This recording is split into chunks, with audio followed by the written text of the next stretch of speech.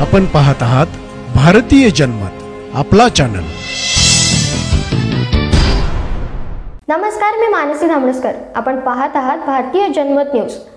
पाहुयात आजच्या ठळक घडामोडी।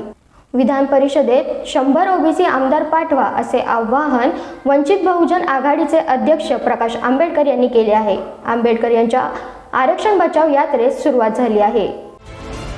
राज्यात सर्वाधिक संख्येने इतर मागासवर्गीय असताना त्यांना राजकीय प्रतिनिधित्व अल्प का असा सवाल करत आगामी विधानसभा निवडणुकीत ओबीसींचे 100 पेक्षा अधिक आमदार विधानसभेत पाठवा असे आवाहन वंचित बहुजन आघाडीचे अध्यक्ष ॲडव्होकेट प्रकाश आंबेडकर यांनी केले। चैत्यभूमी येथे डॉक्टर बाबासाहेब आंबेडकर यांना अभिवादन करून गुरुवारी सकाळी आरक्षण बचाव यात्रेस प्रारंभ झाला।